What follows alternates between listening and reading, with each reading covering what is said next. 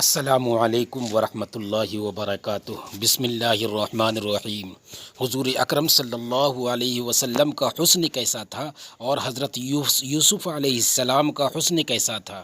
حضرت عائشہ صدیقہ رضی اللہ تعالی عنہا فرماتی ہیں کہ حضرت یوسف علیہ السلام کا حسن دیکھ کر مصر کی عورتوں نے اپنی انگلیاں کاٹ لی تھی۔ اگر وہ میرے محبوب رسول اللہ صلی اللہ علیہ وسلم کا حسن و جمال دیکھ لیتی تو اپنے دل کاٹ لیتی۔ خصائل نبوی میں صفحہ نمبر 16 حضرت جابر بن سمرہ رضی اللہ تعالی عنہ فرماتے ہیں کہ رات چاند پورے جوبن پر تھا اور ادھر حضور اقدس صلی اللہ علیہ وسلم بھی تشریف فرما تھے۔ اس وقت آپ صلی اللہ علیہ وسلم سرخ دھاری دار چادر میں ملبوس تھے۔ اس رات کبھی میں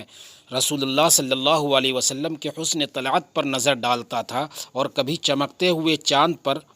پس میرے نزدیک حضور اقدس صلی اللہ علیہ وسلم چاند سے کہیں زیادہ حسین لگ رہے تھے۔ حضرت عمر بن عاص رضی اللہ تعالی عنہ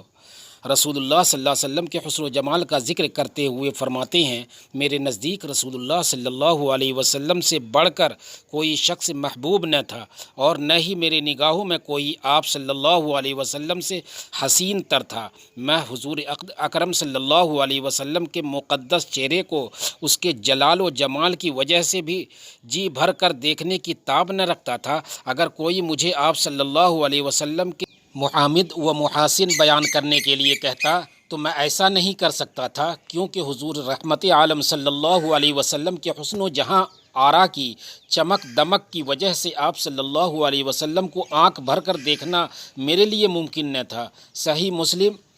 121۔ انسانی آنکھ کی بے بسی کا یہ عالم تھا کہ شاعر رسول حسان بن ثابت رضی اللہ تعالی عنہ، جو اپنے آقا صلی اللہ علیہ وسلم کی بارگاہ میں درود و سلام کے گجرے اور سلاموں کی ڈالیاں پیش کرنے کی سعادت حاصل کرتے تھے، وہ آپ صلی اللہ علیہ وسلم کا روئے منور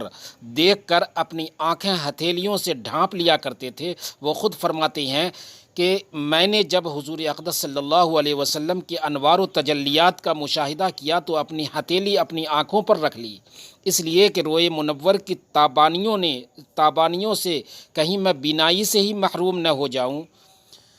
شاہ ولی اللہ محدث دہلوی رحمۃ اللہ علیہ فرماتے ہیں کہ میرے والد ماجد شاہ عبد الرحیم رحمۃ اللہ علیہ کو خواب میں حضور نبی کریم صلی اللہ علیہ وسلم کی زیارت نصیب ہوئی تو انہوں نے عرض کیا، یا رسول اللہ صلی اللہ علیہ وسلم، زنان مصر نے حضرت یوسف علیہ السلام کو دیکھ کر اپنے ہاتھ کاٹ لیے اور بعض لوگ انہیں دیکھ کر بے ہوش بھی ہو جاتے تھے، لیکن کیا سبب ہے کہ آپ صلی اللہ علیہ وسلم کو دیکھ کر ایسی کیفیات طاری نہیں ہوتی؟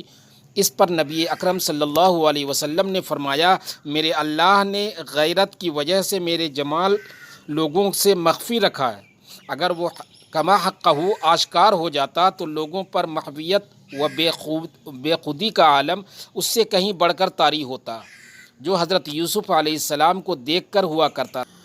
حضرت مولانا اشرف علی تھانوی رحمۃ اللہ علیہ فرماتی ہیں کہ میں کہتا ہوں کہ باوجود ایسے حسن و جمال کے عام لوگوں کا آپ صلی اللہ علیہ وسلم پر اس طور پر عاشق نہ ہونا جیسا حضرت یوسف علیہ السلام پر عاشق ہوا کرتے تھے، بسبب غیرت الہی کے ہے کہ آپ صلی اللہ علیہ وسلم کا جمال جیسا تھا غیروں پر ظاہر نہیں کیا، جیسا خود حضرت یوسف علیہ السلام کا جمال بھی